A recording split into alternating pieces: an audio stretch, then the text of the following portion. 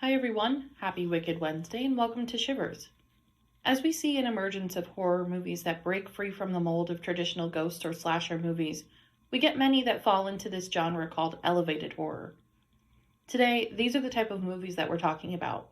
Where they came from, who created them, why, and which ones are really worth watching. The term elevated horror was really established in 2019 to describe a wave of horror movies mostly produced by the company A24 that intertwine their storytelling with metaphor and strong craftsmanship over jump scares and twists, with most creating endings and imagery that stick with you long after the movie has ended. People looking to watch elevated horror movies are looking for the most extreme in terms of storytelling. How scary can scary be? What can I actually handle?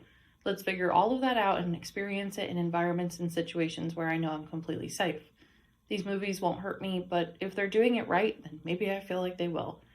And that alone is the allure that brings so many people back to this genre, looking for these experiences time and time again. The main person that is affiliated with elevated horror is a man named Ari Aster. He came from a family of artists, and his movies are all dubbed as elevated horror, but he truly calls them artistic horror. He doesn't say that his movies are really anything original or new, and that he's gained inspiration from movies like Rosemary's Baby and films that really match the speed of that. In general, he has extreme anxiety and is very worrisome in his real life, and he says that making these movies provides a cathartic release to inflict these worst case scenarios on fictitious people, which I think is really interesting. He's a New York native, and he studied filmmaking at the AFI Conservatory in Los Angeles. His thesis film, The Strange Thing About the Johnsons, ended up becoming a viral sensation. The story stirred up controversy with its themes of incest and sexual abuse, and the director's decision to have the family at the center be African American only added to the debate. He continued directing short films including Munchausen, The Turtle's Head, and C'est la Vie, and he garnered acclaim with his first feature-length film, Hereditary, in 2018. The horror tale centered around a family with a history of mental illness and disturbing deaths. It earned extreme praise and was a surprise hit with audiences. He followed this with the psychological thriller Midsommar and has a new movie coming out this year, Beau is Afraid. Another director that is really associated with this genre is Robert Eggers. He earned a reputation for his eerie and elaborate costumes and production design for a variety of independent shorts before making a debut as a writer-director of features within the period horror area. Born and raised in New England, he developed an interest in folklore, fairy tale, and the macabre fiction from an early age, and parlayed that fascination into a career in illustration and design. He began in theater but soon transitioned to independent films as a production designer before making his directorial debut in 2007 with an adaptation of Hansel and Gretel. The following year, he combined live action and puppets for a version of Edgar Allan Poe's The Telltale Heart that was featured at numerous international film festivals. He continued to employ his unique vision as a production, costume, and art designer for a variety of shorts and features, including the independent horror film Yellow Brick Road in 2010. In 2013, he directed his third short, a period revenge drama titled Brothers, before making his feature film debut with The Witch, another A24 film, in 2014, a supernatural thriller set in 17th century New England. The film earned him a place on Filmmakers Magazine list of 2014 New Faces of Independent Film and premiered at the 2015 Sundance Film Festival. Now, getting into these movies a little bit more about their actual stories, we'll just take a couple that we already talked about and dive a little bit deeper. So at the number one spot, let's talk more about The Witch. So this movie was shot entirely in natural light.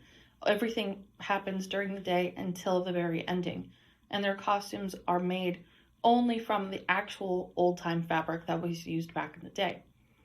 Many of the dialogues in this movie were directly from the witch trials too, making the film have a superior level of authenticity, which adds to the believability of it. The main character has a father who really believes that she is a witch and that witchy things are happening in this town, and the father of this main family is a religious man, believing that the witches are women who are Satan's sidekicks, lurking in the shadows, feeding off of men's temptations. After the youngest son in the family is murdered by a witch, the daughter is accused of being the witch that did this to her brother. She was not, but she was forced out of her home because of this, leading her to speak with the devil and join the coven of witches anyway. Basically, a be careful what you wish for situation. Her emerging womanhood and the fears of puberty are used as the strongholds that anchor her power, but are ultimately what makes her father believe that it was her. This calls out the issues with religion and the unjust chains that are put onto young women through puberty when they cannot control it. The fear in this movie for women is that of puberty and what you cannot control, and that it can ultimately lead to your demise. The fear in this movie for men is that women are powerful in even the most unjust situations. Getting into the next movie of Midsommar. Midsommar is considered a folk horror for our American characters and a fairy tale and wish fulfillment film for our main character, Danny. Midsommar focuses on American college students attending the Midsummer event in Sweden with their foreign exchange student, getting a front row seat into proper traditions. Not knowing the horrifying traditions of this community in particular, these Americans find themselves picked off one by one, and our main character reels from the loss of her family and now her friends. This film has a lot of authentic calls to the traditions of Midsommar, but it turns on its head by pulling on sacrificial and ritualistic threads. This film is also a tragedy film that looks at how people respond and recoup from loss. Ari Aster wrote this story while going through a breakup and felt as though all of his past relationships required him to sacrifice something of himself. So he put that on screen as a visualization of people in toxic relationships that must sacrifice something of themselves to be in this relationship, or sacrifice the relationship itself to finally be happy, with our main character smiling at the end after she kills her horrible boyfriend. Midsommar and The Wicker Man focus on the religious differences that can turn deadly, and that at the end of the day, no matter your religion, your faith will not save you from death. Midsommar takes on the same religious reasons as The Wicker Man, but has larger focus on being a dark breakup movie. Midsommar shows you why people join cults. It's not about murdering or justifying it, but that you're a part of some collective, and the collective empathy is your now chosen family and what they can do for you. Getting on to the next movie, which is Hereditary, another from Ari Aster. This movie is about a family that's essentially walking one another into madness. As mentioned before, all of them have some sort of mental illness, an issue with mental illness before, but it is found out through the course of this movie that there are also many ties to different cults through the mother and her mother's side of the family. So this really shakes up the structure of the horror genre and adds some slosh to it. The family in Hereditary are basically dolls in doll houses being manipulated by the cult that is floating around them. The cult members in this movie use pain to manipulate people. Once the cult members infiltrate the family for the last time, the supernatural witchy orgy of violence ensues. This movie is a family tragedy that feels the same as a romantic breakup. The world is crumbling around you as if the apocalypse is happening, and things are so bad that you believe that when it rains, it pours, which is actually true in this family because they are cursed. The little girl in this movie has her head popped off on a pole, and that was apparently inspired by the Psycho shower scene. The impactfulness of it makes the film take a sharp turn. It's a mix of tastefulness and confrontation. Ari Aster's heavy attention goes into sound work, and he's not afraid to use silence in his movies, which makes people feel very upset. As our last movie on this list, we have The Babadook. Babadook was released in 2014 and centers around a single mother trying her best with a very badly behaved child. Their house is falling apart, they're delinquent on their rent, and the psychological toll of it all can be seen on the mother's face. She comes across a pop-up book about this creature called the Babadook on her bookshelf as she's choosing to read to her son before bed. As she's reading, it's evident that this book is not right and has a slow burn scare all throughout it.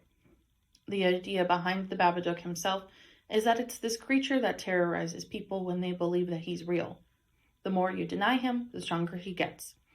The strain of the threat of the Babadook is seen in the mother as her psyche deteriorates throughout the film, and can also be seen in the increased intensity of her son's freakouts that all stem from the Babadook getting into their heads. Thanks for listening to today's Wicked Wednesday. If you're looking for some extra edge to add to your horror movie watching, check out a few of these heavy hitters and see if they're for you. For those of you who want to continue talking about all things spooky, you can sign up for the Shivers meetup page and be actively part of the conversation and discussion. We'll be adding some in-person events for 2023 as well, which can be anywhere in the US, so feel free to send in your requests for events.